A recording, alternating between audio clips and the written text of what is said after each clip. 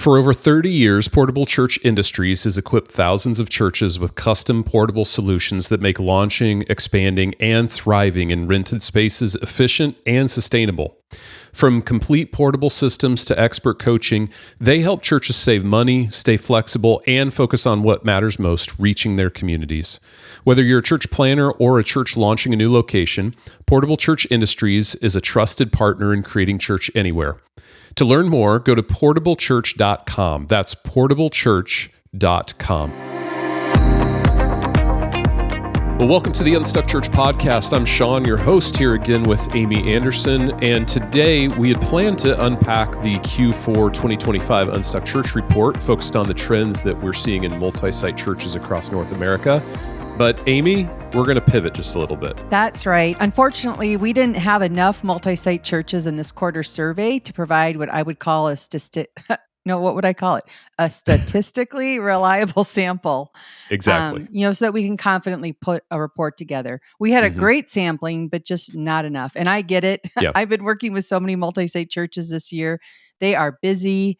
And let's be honest, everyone wants us to take surveys, right, these days. I bet I get at least one a week from various businesses and organizations. So, yes, I think you might get the same ones as me. So let me guess, like Hertz, Marriott, Delta, right? yes, you know, my travel tribe. I think we have the same one. Anyway, without the critical mass of respondents we usually get, we're just going to miss a quarter of our Unstuck Church report. So what Amy's saying is, if you like these quarterly reports, please participate in them so that we can publish them, right? Right, that is true. In fact, we're going to make it easier for you. If you'd like to help us put out the next year's report and put that together specifically on multi-site churches by agreeing to participate in the survey, just shoot us a note at help@theunstuckgroup.com. So help, HELP, at theunstuckgroup.com. We'll send you a free spreadsheet to use for tracking your metrics throughout the year. That's a great idea. All right. Well, we have a bonus episode for our listeners this week. And honestly, I can't believe that we've never covered this topic on the podcast before. But we're talking about the 5 key traits that you need to look for in a campus pastor hire. Seriously, Sean? We've never covered this before? Never. Oh my goodness. Well, this will be super fun and practical. And what our data is telling us is that there are so many single site churches right now that are considering multi-site. And man, choosing the right campus pastor is one of the top issues, really, if not the top issue that will affect whether multi-site's going to work for you or whether dysfunction is going to develop within your model. Yeah. Let's start with the big picture, Amy. Why is finding the right campus pastor so crucial to multi-site success? Yeah, when you're a multi-site church, your new locations, they don't need a lead pastor per se. What they need is a leader that can be the chief, culture and vision carrier to the new location of the church. They're what author and podcaster Seth Godin calls a linchpin person, someone who is vital, central, and critical to the success and really the health of the team or organization. The campus pastor, he or she sets the tone for everything that happens at a new location. I looked this up, actually. Do you know what a linchpin is, Sean? I do not. I didn't either. And I wanted to look and say, is this still an acceptable word? I figured if Seth was calling it, but it's actually the pin that goes through the axle of a wheel and holds all the components together. Oh, okay. Yeah. Yep. So the most common theme among struggling multi-site churches is a lack of strong, aligned leadership at that location. So getting this hire right can either accelerate your growth and health, but if you get it wrong, it honestly can sink an entire location. Yeah, that's good. I think that I've called those cotter pins in the past. I've got some of those on my mower, but it might be linchpin. I don't know now. Now I'm second guessing myself. Whatever it is, it's a pin that holds things together, right? It's an actual thing. That's right. Yes, that's right. All right. So is there like a magic formula, like some set of traits that will always equal success here? Yes and no, not exactly. It really depends on what approach the church is taking with multi-site. So if they're taking the route that we recommend, where you replicate everything fairly identically, then you need more of a leader manager who can execute ministry strategies. We often call that like the playbook that all the central strategists put together that campus pastors can use as they lead their new location. But if you are more autonomous, where you release a lot more decision making at a campus, and you really need someone who can act like a church planter and Hmm. contextualize ministry strategies to this new community, which honestly we kind of say really isn't multi-site. Then you really need a leader entrepreneur to lead that Yeah. site. So, for the sake of our conversation today, we're going to focus on the 5 common traits that every church should look for in a campus pastor. And then when you get into those other realms, that's where we start to see some divergence on qualities you're Hmm. looking for. That's good. All right. Well, let's dive into the 5 traits. What's the first one? Yeah, the first one, they must embrace the DNA of your church, right? Your mission, your vision, and your Hmm. values, especially. They have to model these things in everything they do. And by the way, if your multi site model is highly identical, like we talked about, you have to add the word strategies to there. So, mission, Yeah. vision, values, and strategies, because nothing will take a new location off course than a leader who wants to do something just a bit differently. And Yes. again, you need Right. someone who will champion your DNA, not fight against it, not try to change it.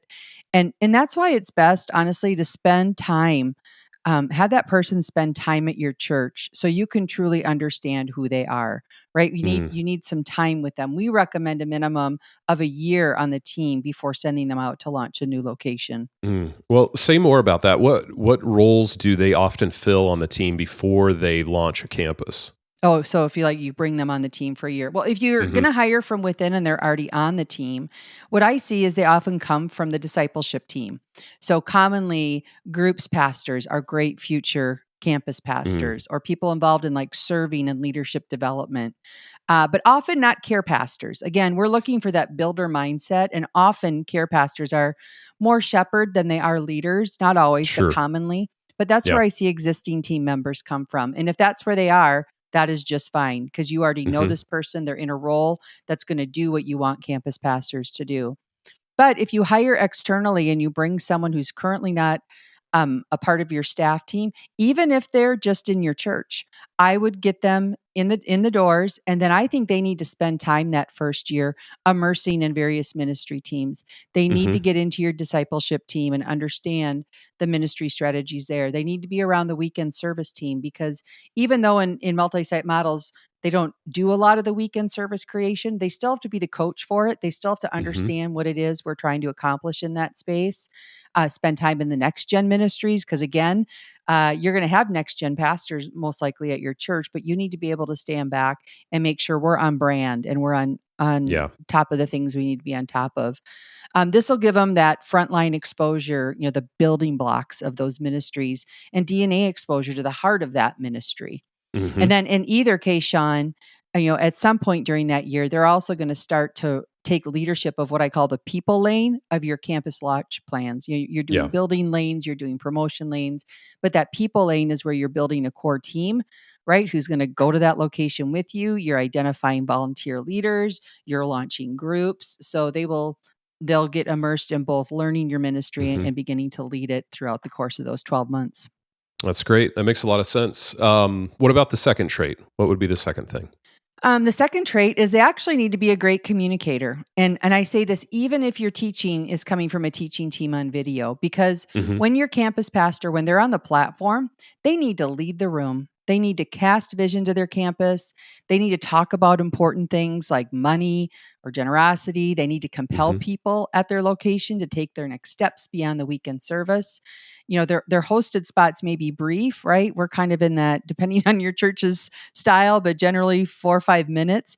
But that's Yeah. why this gifting is so important because I think it's harder to craft a great 5 minute thing than it is It to is. craft a great 30-minute thing, right? Yes. So Yeah. here's something that we recommend when people are in that hiring process for candidates is actually give that candidate the responsibility to give them like 30 minutes to put together a 3-minute talk that connects giving to the vision of the church and then Hmm. have them present back to the interviewing team. I think that would give you a good indication of if they have that chip to say and be compelling in a few minutes that's linked back to the Yeah. vision. That's a great idea. Yeah. What if a church currently has a campus pastor who isn't a great Mm. communicator? What should they do? What's their next step? It's a good question. I'm not sure my response is like, ooh, ah, but here are my thoughts. I don't think a great solution is just having other people host the platform spots, like just taking other Hmm. people from the team or raising up a team who can do that. Again, it goes back to the campus pastor's time on the platform. That is sort of their keys to get to know the people of the church off platform. When Yeah. they're on the platform, it's communicating that they're the leader of this location, they're the church's pastor. So, first, I would try some training if this is a challenge for your campus pastor. I wouldn't Hmm. let it stay at mediocre because of what I just said before this, but this is an area that I think people can get better at, right? Yeah. Internally, Yeah. you already have some great communicators on your teaching team. Hopefully, they're great communicators. Have the Hmm. campus pastor spend time with them. Give them some coaching, get some feedback to help them. Hmm. This is an art I think you can develop. And of course, this is something you can find outside the church. There's master Yeah. classes, TED Talks. Dale Carnegie, I think, does training on public speaking. I'm sure Toastmasters is still out there. I would just make this part of their development plan because, again, I don't think Yeah. people have hit their lids on what they can do from a platform. Yeah. That's really Is good, that ooh Amy. ah? Ooh ah? No? It's not, but it's really practical. And I think what's important is, we think about development of communicators as maybe the only place that can happen is on the stage. I Mm-hmm. think that's actually the worst place for it to Me happen. too. We shouldn't develop while we're on stage delivering communication. That Mm-hmm. needs to happen somewhere else. So some of what you've just encouraged them to pursue there, I think could be really good. Yeah, it's an Um, important factor when the campus pastor talks too long, talks in yeah, circles, isn't compelling. It's just going to yeah, work against you. absolutely. Okay, so we've talked about the importance of DNA and communications. What's the third trait to look for? Yeah, now we're getting into the people leadership qualities. A great campus pastor has to relate well with people. And this is especially critical Hmm. for multi site churches that leverage video teaching. At the end of the day, the campus pastor is the pastor of this location. And while I said earlier, we aren't looking for purely a shepherd in this role, the campus pastor does need to shepherd people.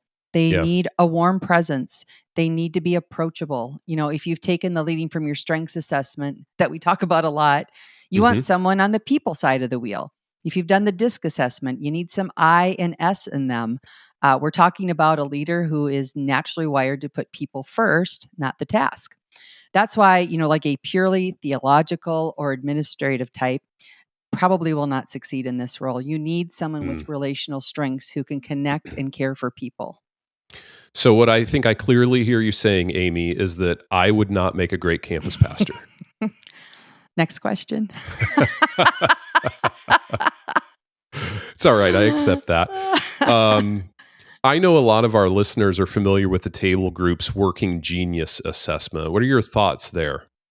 You're actually really good at this. I'd like to hear your thoughts on that. What do you think? Yeah. Well, it makes me think of the galvanizing genius.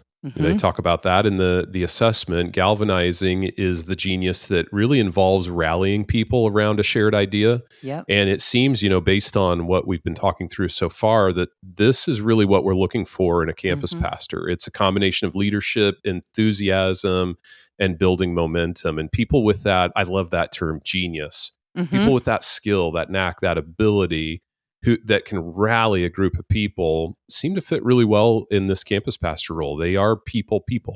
They do, and it aligns well with what I said on the leading from your strengths. That I quadrant from the disc. That's where your promoters are, your persuaders, and Hmm. that's just a great combination of things to have. And it's great if galvanizing is a genius for your campus pastor. That would be ideal. But at a Hmm. minimum, they should at least be competent in it, right? We talk about Yeah. what our geniuses are, where we're competent in frustrations. If galvanizing is a frustration, that's a big red flag for me. Yeah. Yeah. Okay. Well, you said so now I'm thinking maybe I can be a campus pastor. Actually, with you, I would still hesitate because while you're competent in galvanizing, you Yeah. have the invention genius. And Yeah. if you're a campus pastor at a highly identical church, that Hmm. actually might work against you. So True. I think, Sean, right now, you just want the job because you like a challenge. Yeah, it would probably depend on the church also, but no, I'm not leaving my unstuck role. All right, well, let's continue to see if I'm qualified for this. What's the fourth trait? They have to be able to lead through volunteers and build teams of volunteer leaders. Mm, Only a handful of churches can afford to staff a new campus fully. yeah. That's just not what I regularly see. The rest of us need campus pastors who can mobilize volunteers. So, for example, if you're a large, healthy church that's going multi site, I would guess that you would have an attendee to staff ratio of somewhere around 75 to 1. That Hmm. means we have one full-time equivalent on staff for every 75 people that attend our church. When you're a large, healthy, growing church, you're getting to that number. Yeah. And let's say you're about to launch a location that would be about 400 people. That means that you would have a staff of about 3.5 FTE. I'm not going to get into the Hmm. math there, but you have to cover central costs and things like that. That's why you don't Hmm. get to just divide 400 by 75. Right. So, beyond that 3.5 full time equivalent in your staff, you're going to need many volunteer leaders to help shoulder the ministry of the new Hmm. campus. So, this trait of leading through volunteers and building teams of volunteer leaders is critical. The campus pastor and really the staff as a whole, they need to attract high capacity leaders. They have to identify emerging leaders. They have to develop those leaders, and then they need to empower them. And by the way, this is so important. If you're listening to this on the day it drops, we're doing a webinar tomorrow on this topic of just finding and engaging volunteers and volunteer leaders in your church. If you missed it, you can go back in the Learning Hub to see it. But Mm. this area is essential for campus sustainability. Without this, the staff team at that new location, they're going to get burned out by trying to do and lead everything themselves. And Sean, you actually do this one very well as you kind of embody the next one. All right. Well, that's good to know. I'm not sure if I feel encouraged or not, but I am honing in on where I Mhm. fit. That's That's right. what's important. Yeah. All right. So let's go to the fifth and final trait then. What's that? Yeah, they need to be self-motivated and driven. They need to be the kind of leader that just makes things happen. Mm, If you as a lead pastor, executive pastor, if you do your part right by providing clarity on what the wins look like for this new location, your campus pastor should be able to run with that and get things done. We often call this the campus scorecard, right? Something that details the goals of the new campus related to reaching people and discipling people. And a phrase I like to use for this role is choose a Mustang over a mule. Now, I'm mm, not saying choose an entrepreneur over this, but choose a yeah. Mustang over a mule, right? I like to say I'd rather Yeah. restrain a Mustang than kick a mule. You Hmm. want Hmm. leadership, initiative, ownership from your campus pastor. You shouldn't have to constantly be motivating them.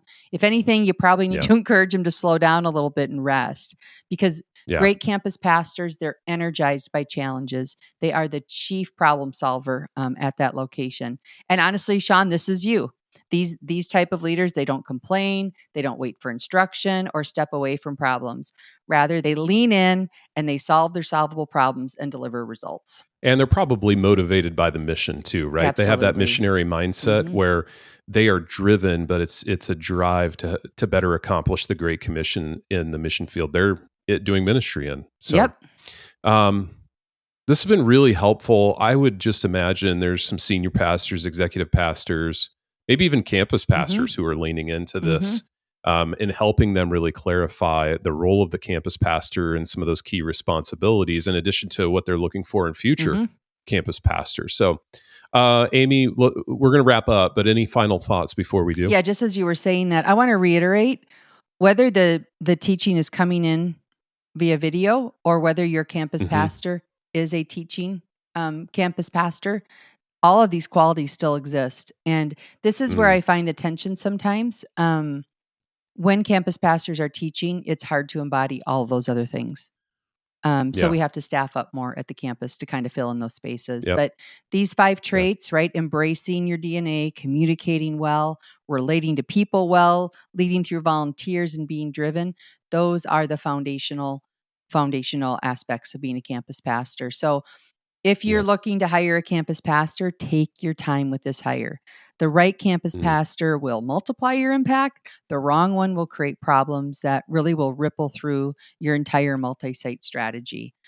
If you are yeah. hiring, for a campus pastor right now. Take these 5 traits as your filter, like red, green, yellow, each candidate you have in these areas. And I think that type of assessment will kind of give you visual confirmation of who's the right person to move forward with. And Amy, as you know, when we engage with multi-site churches, there are 2 types of churches we work with. One would be churches that are going multi-site for the very first time. And so they're trying to identify, maybe from a list of campus pastor candidates, who should we hire and move into this role. The others are churches that are either multi-stuck or they've been multi-site for a while and they're continuing to expand. Sometimes they need to evaluate their current campus pastors. And then if they're expanding and adding new locations, again, they're looking for new campus pastors. And so we have a process. In fact, there's a particular exercise in our process that deals directly with this.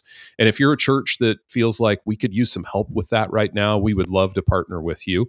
You can reach out to me directly at Sean@theunstuckgroup.com. That's SEAN. I can spell my own name at theunstuckgroup.com.